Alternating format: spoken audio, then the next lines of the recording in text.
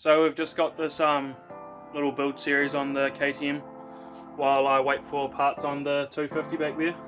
So thought we'd bring this build series forward. It's not the build series I was talking about in the wheel video, but yeah, that one's coming later. It's still sitting in the shed out back, so yeah, that's the reasoning behind this build. Hey guys, we've got the engine here out of the KTM that Riley mentioned in the last clip.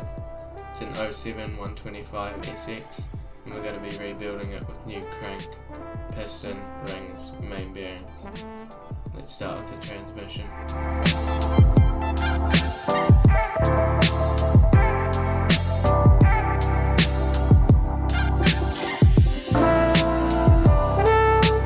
Right, so after a bit of trouble we got the transmission in. So we're just going to put the shift drum and shift forks in next, and then we'll be putting the crank in, and I'll show you a good way to, or an easy way to put that in. So we'll start off by putting the shift forks into the slots in the transmission.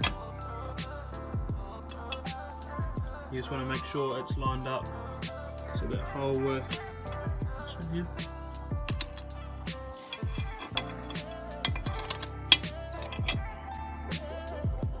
So.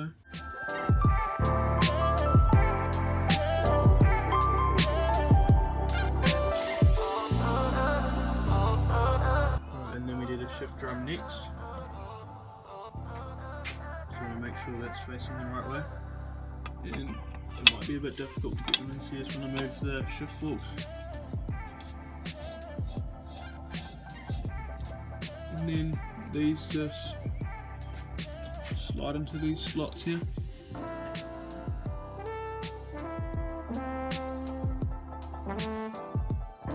Right, so then these rods just slide through the middle, go through the hole in the bottom.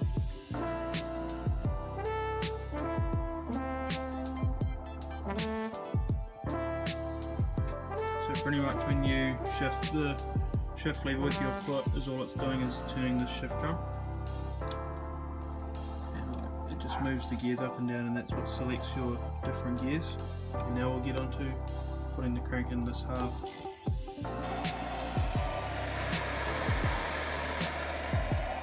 Alright, so I've just heated the socket up, and I'm just going to hold that on the inside of the main bearing there, and that little bit of heat should expand the inside of the bearing just a little bit. That crank's been in the freezer for about 2 days now, so when you freeze stuff it also shrinks things. So with inside main bearing race heating up and the crank being frozen, they slide together a lot easier. With the crank the right way down, should just be able to press it together. So if we just give it a little back and forward.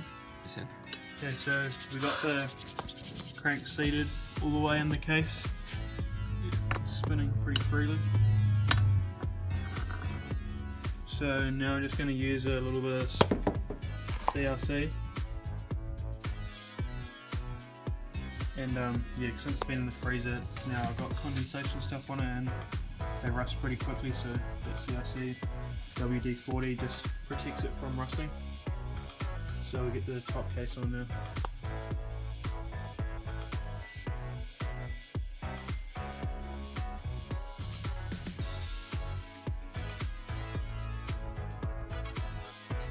So now with the other half of the crankcase, it's just going to go over the top there.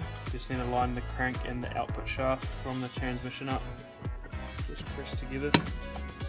So first off, we're going to put this nut on the end of the crank, and then you're going to get the original nut off the end of the crank that holds the flywheel on, just like so.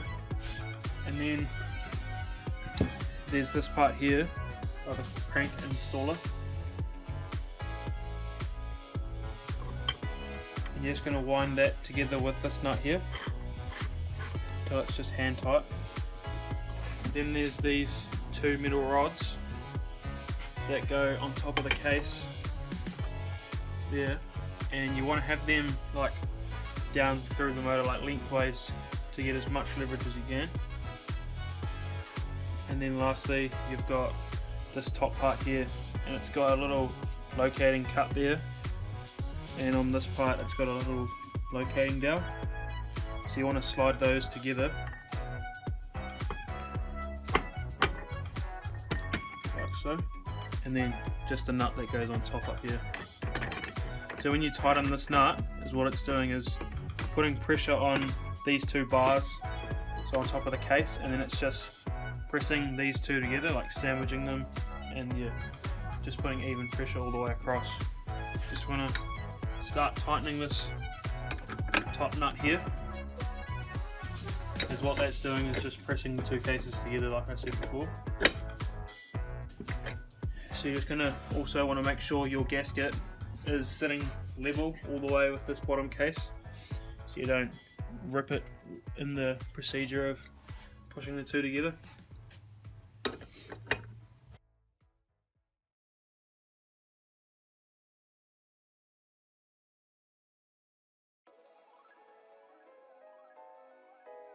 Alright, so as you can see, the two cases are pressed together. There's a little bit of a gap on this side, but the bolts will push them together and hold them tight. Yeah, also you want to make sure the transmission still spins. If it's not, then you're going to want to re-split them and make sure everything's good. Alright, so I've got all the engine case bolts,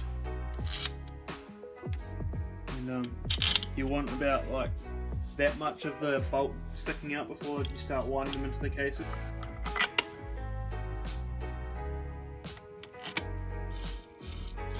Then, like I said, like before, these bolts will just finish off pressing your two case halves together. There was a decent gap here before, and that side had already seated, so I couldn't use the crankshaft installer to press the two cases together anymore.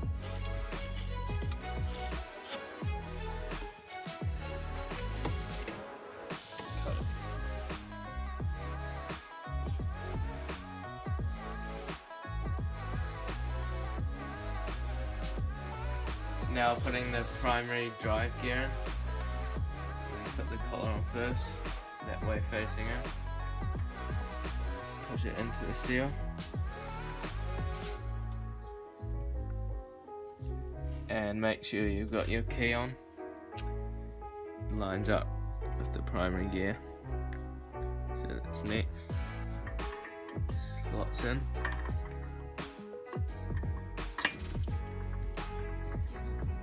Followed by the spring washer.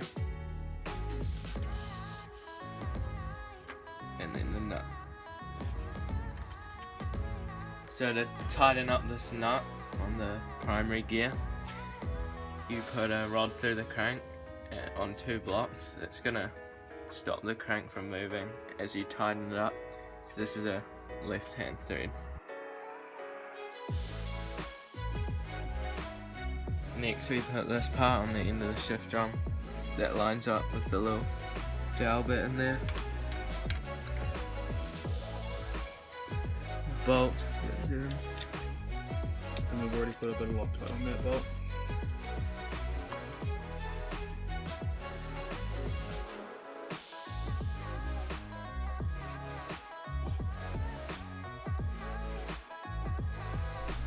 Next we put this part in here, goes into that thread, and this wheel will run along that part of the shift drum,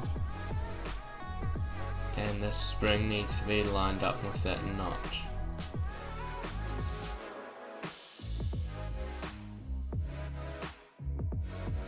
So we've got that part in now, sitting against the shift drum wheel thing, and next part we put in is this, and it sits inside this little brace thing here, so that tightens down there, those 3 holes. So we'll do that now. So I like tightening all the bolts on the inside of this motor, but you're going to want to not fill it up with oil for like 24 hours after putting Loctite on the bolts, because the Loctite won't end up drying and then your bolts are more likely to back out.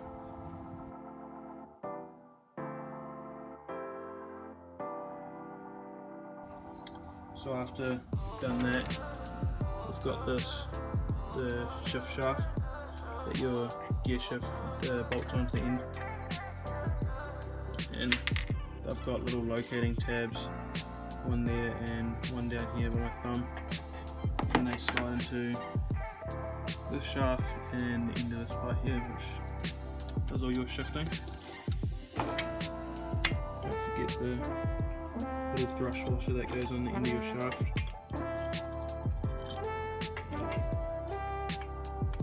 So that just slides through that bearing there, and then lines up there in between that spring and down there. So it's got to push through the seal on the other side, so just give it a bit of a wriggle. Now we've got the kickstart mechanism, and this groove on it will slot into the groove inside the case. So just push it in, and you'll need to twist it a bit. You should feel it seat, and once it's in, pull back the spring and it'll clip into this notch here.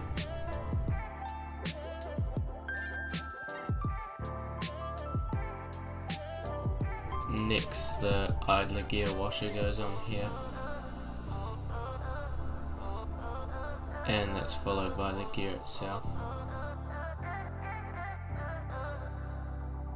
And just check it all spins freely.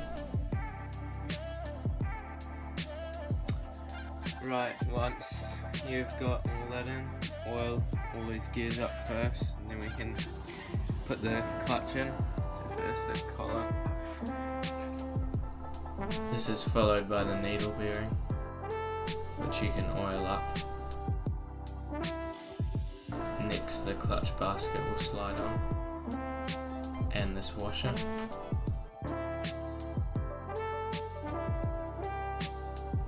Now the inner clutch hub and plates can slide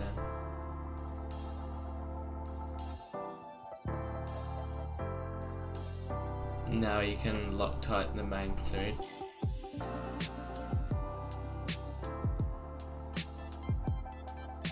Next, this locking tab slots in, and the bolt will go on afterwards. Once it's tight, these tabs will fold over the bolt, ensuring it won't unscrew. Now the clutch rod goes through, followed by the cover, and the springs and bolts.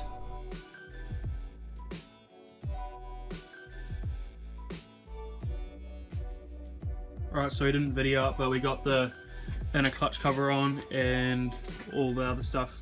Now we just need to put the clutch cover on and the water pump cover and the kickstart, and then we'll move on to the other side, put the stator and flywheel on.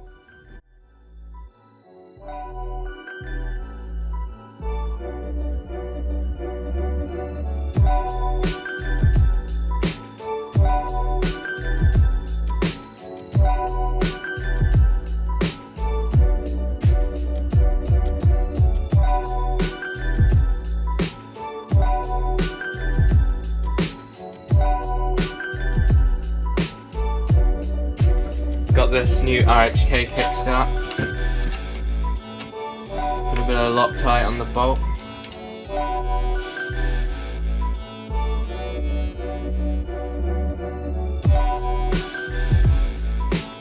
Don't forget the woodruff key, just goes in the end of the crank and it keeps your flywheel in time. So it keeps your flywheel from spinning. So it just lines up with the little cut there. So that just goes on there after the stator goes on. So to keep the engine in time, if it's an old bike, you'll see the witness marks on this stator there, where the bolt's been before.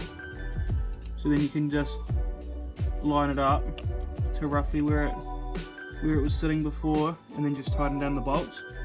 And that means that the engine will be in time and it'll run just like it did before. Make sure you put this little rubber grommet in this gap here.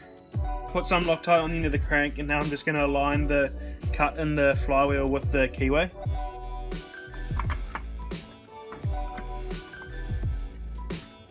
And then the nut goes on, and then a 17mm socket to tighten it. So the nut needs to be pretty tight, so just put these 2 blocks on top like we were doing before. And it just holds the crank still.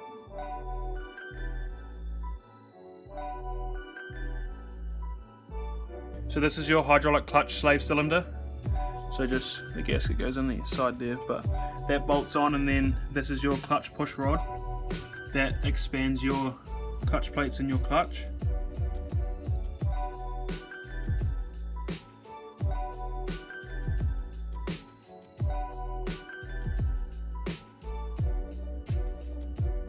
So lastly, we're just going to put the flywheel cover on.